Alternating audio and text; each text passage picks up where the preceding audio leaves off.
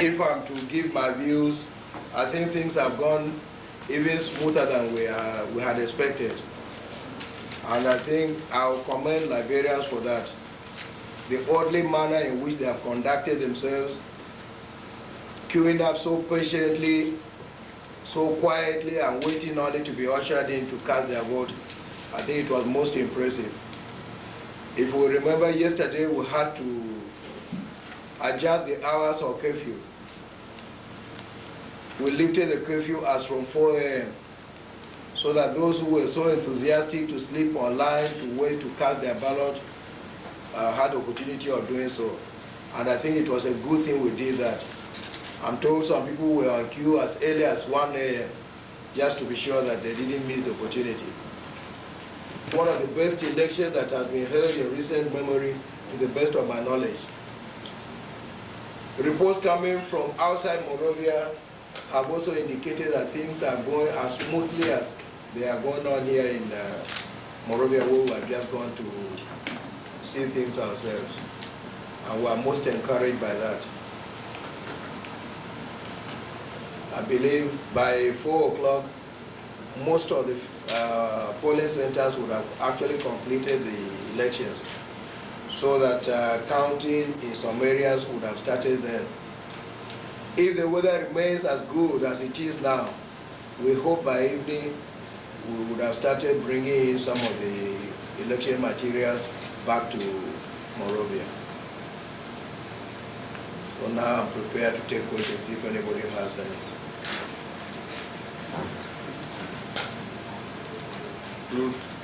The conduct of the presidential candidates. I mean, we were very fortunate to see any one of them and where they voted and what those following them have been.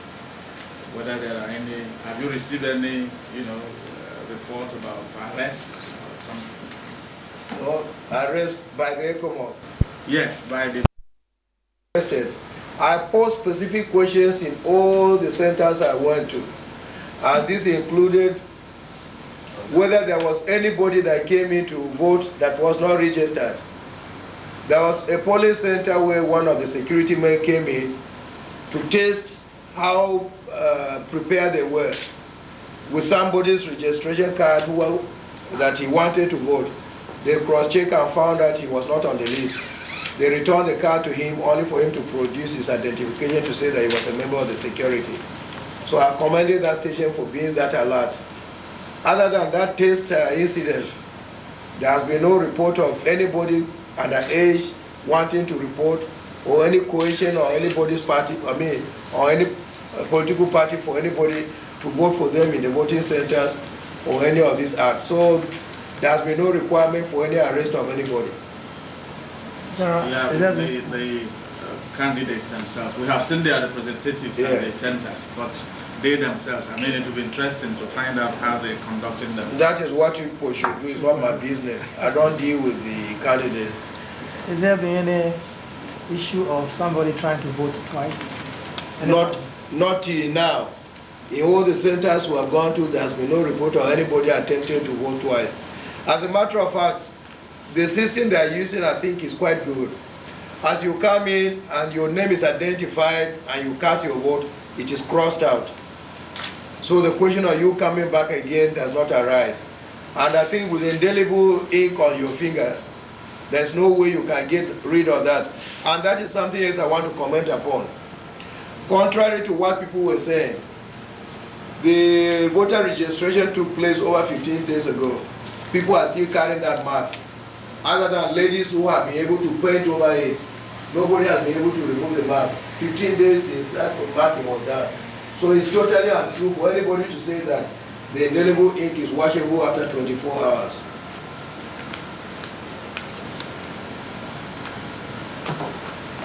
Monrovia, because I have to stay here to monitor what is happening out. Okay. We have our control center, where all the various centers are reporting to. So we have to know what is happening in each location. We thought you would go to Cinco and Pennsville. No, we divided ourselves. Okay. The DFC one has gone to Cinco, to Pennsville, to Ghanarsville, while the chief of staff has gone to Douala and the other areas. All right. but we have covered the areas very effectively. Thank you. Observer team from the European Union in particular, the lady said they are not allowed to speak, to make comments on the election. But he called me aside to tell me in confidence that he has never observed, even in Europe, where elections have been conducted with such, what's the word? Not just peacefully, the way people stayed very oddly online with such enthusiasm that they came to learn by this morning that some people had been on the queue as early as 1 a.m. and they didn't mind staying on queue for as long as it took to be able to exercise their civic responsibility. So from the reception you got, the polling centers where you went to, the international observers, what would you say, in sum total, is the attitude today of Liberians? Them clapping for me and so on.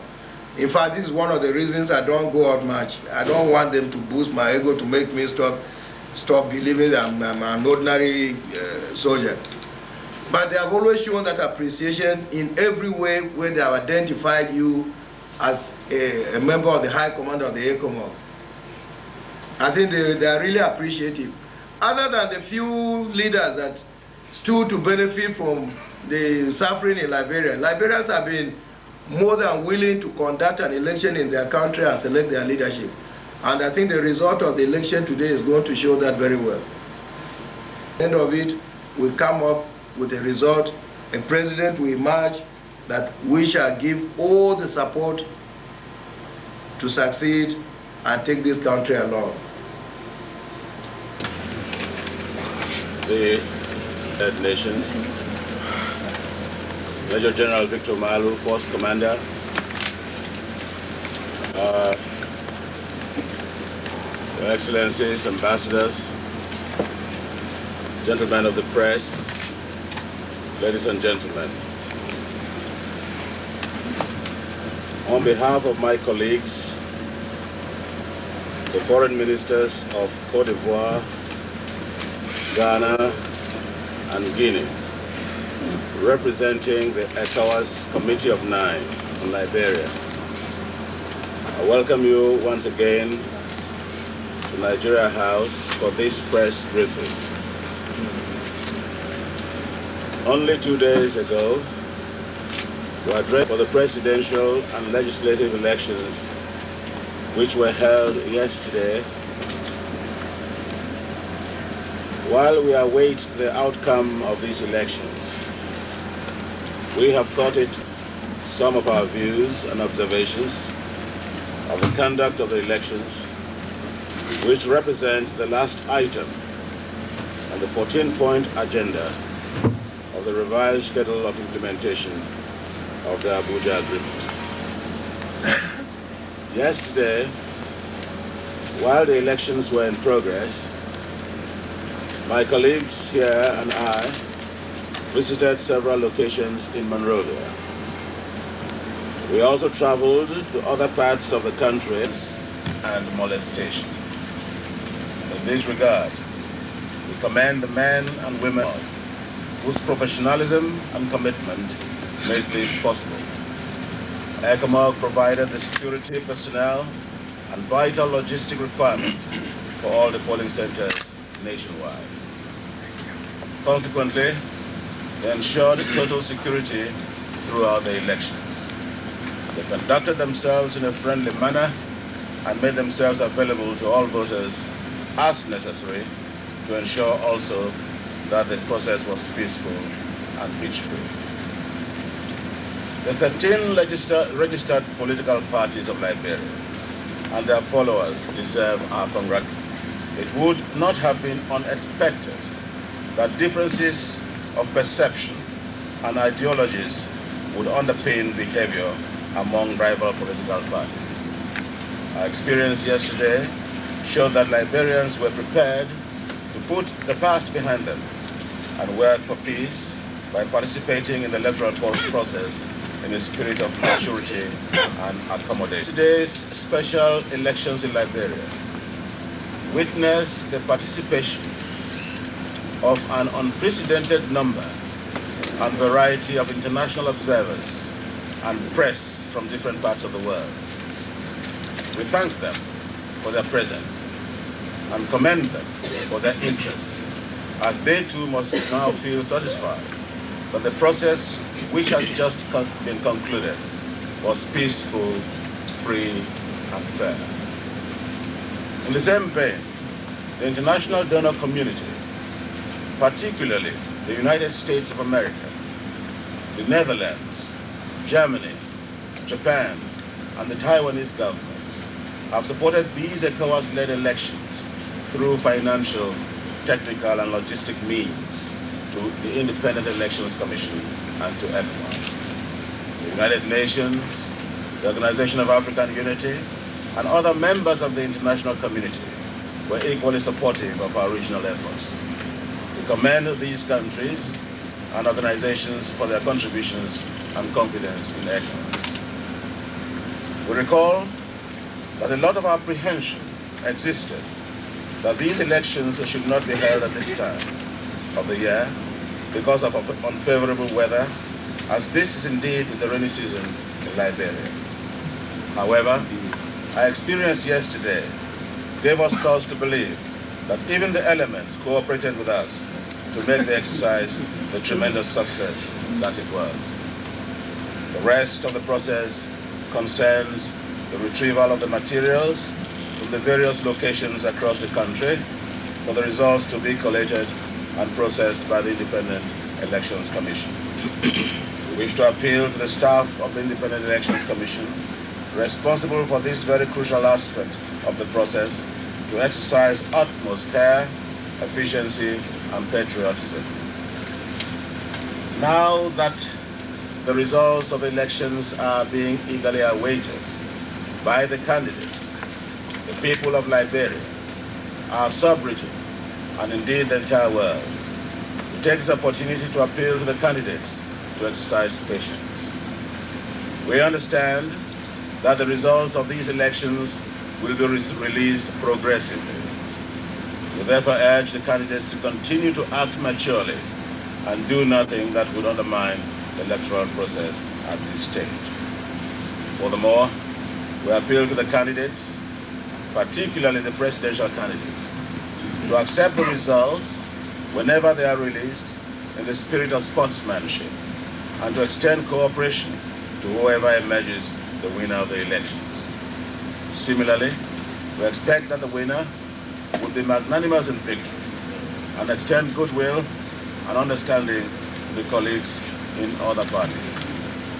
Meanwhile, we ask all the citizens of this country to continue to pursue their legitimate interests peacefully, and we give assurance that the officers and men of ECOMOG will continue to ensure that the peace and security now prevailing in this country will not be undermined. I thank you.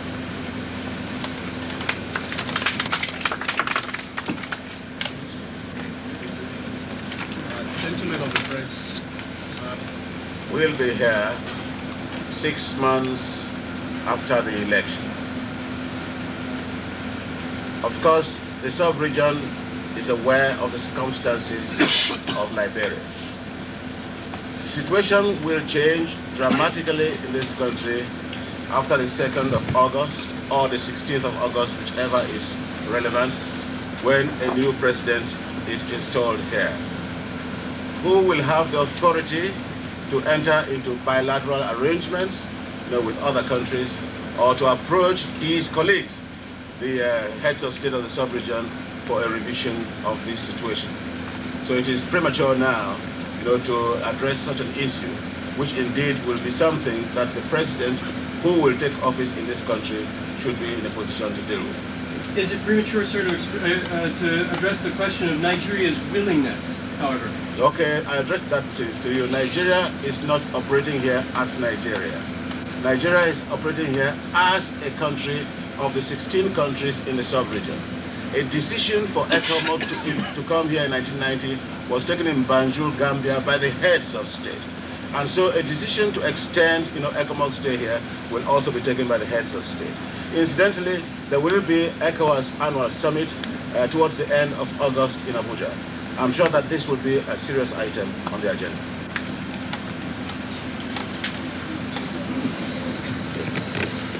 area, in Liberia. And it is indeed auspicious that they are personally here at this time. And that we will be here most probably until the results are announced. And we should be in a position then to have a discussion with the Independent Elections Commission on the outcome of the results. If the results indicate that there would be a runoff, then the circumstances on the ground, as known by the Independent Elections Commission with regards to their resources, will be revealed to us. I think that the process yesterday encourages everyone. It has been successful, hitch-free, peaceful. I'm sure that all those who are interested in resolving this matter completely in Liberia will be able to go that extra mile to ensure that we are able to conclude this event. Definitely, we will make the report back to the chairman of ECOWAS, who will then contact his colleagues, the heads of state and sub-region, and quickly find a solution if need be. That's your job. Once the authorized officer at the Independent Elections Commission authorized to announce a result has announced the result, then it becomes public property. Then you can publicize it. But you should not be the originator of the result. The result must come from Independent Elections Commission, who will officially announce a result, and that result becomes something that you can publish. We would not like to see you as press going from polling station to polling station and publishing what you yourself call rumor. We don't like to hear rumor. Journalists preach the news themselves. I would expect you, journalists who are accredited to the Independent Elections Commission, to be there, on time when the results will be announced. I don't know who else, the Elections Commission would want to announce results to, apart from the press. So you should be there when they invite you for the announcement. And if you are accredited to ICOM, I am sure you will not be left out. Yes. Definitely. They're on the ballot. Oh, I see. Well, maybe this question is for you, Malu. I don't know how to answer it. I think the important thing is that in each of the polling centers, all the observers from the various political parties witnessed the markings on the ballot papers. And they compile the results from those centers as they were being compiled. So if the marks should disappear today, what effect will it have on your candidate? Let me ask you that to let me know. Let's say, for example, according to the information given, the essence of tampering with that aspect of the process is intended to place a particular candidate in a negative position, in that his opponent will overcome it. So we really want to know as to whether this will affect that candidate. Well, I understand that there was going to be a test ballot. And the test ballot will be done and placed in an envelope. And that test ballot has been done, and I think it is still secure. And it is kept by Malu. And I think what you rightly said, the information which was circulating was a rumor. And I think it still remains a rumor. I've not iterated so far. So I think it is still a rumor.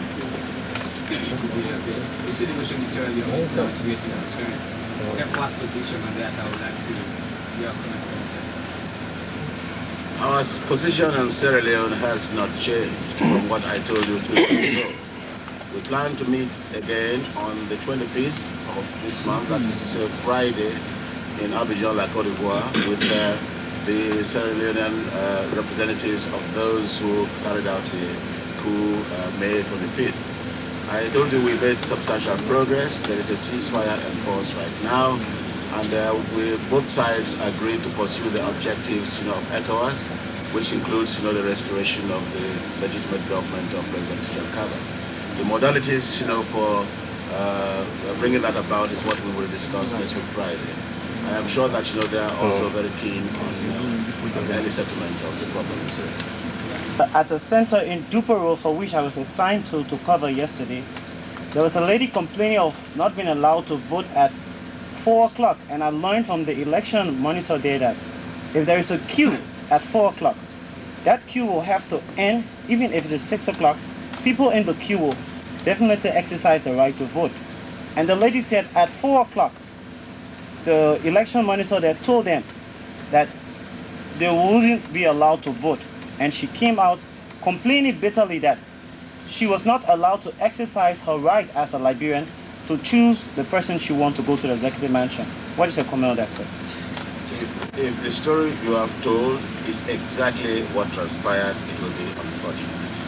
Because we also visited some stations outside Monrovia, in fact in Bong County, where there were long queues at 2 p.m. yesterday.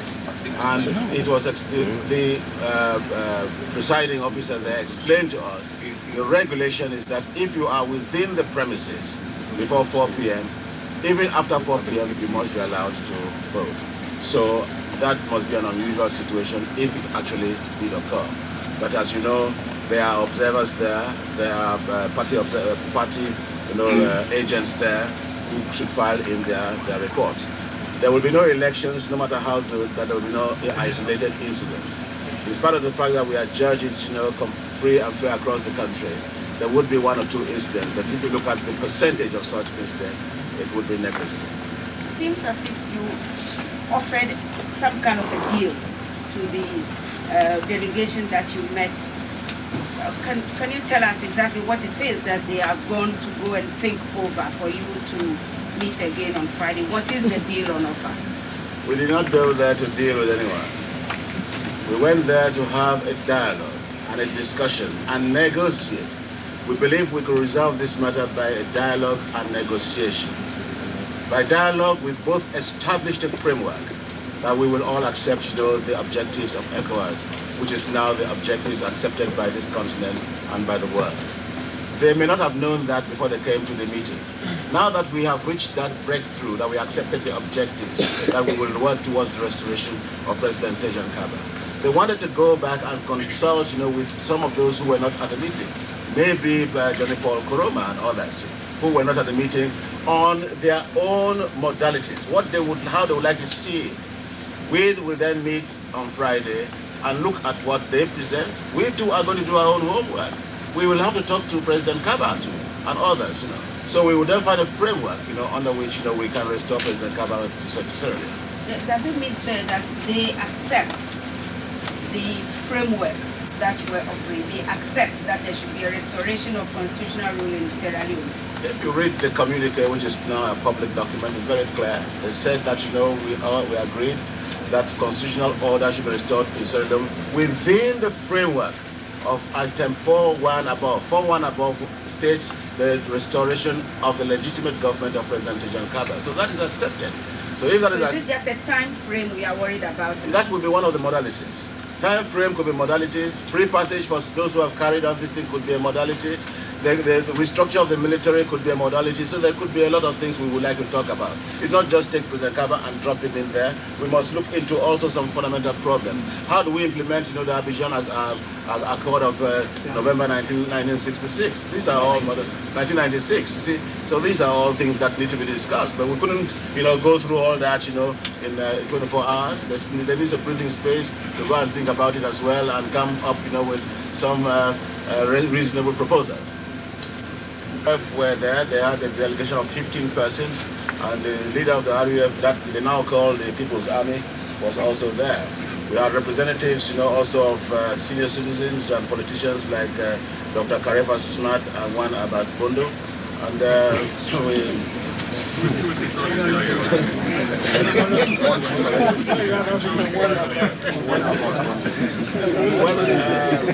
understand that they have, kind of arrangement we call an AFRC, which is led by Johnny Paul Koroma. But all these people are involved. We have the RUF, we have the Kamajors, we have the politicians and all the, what do you call them? The Capras. So these are the things we want to see how to unravel, next Friday.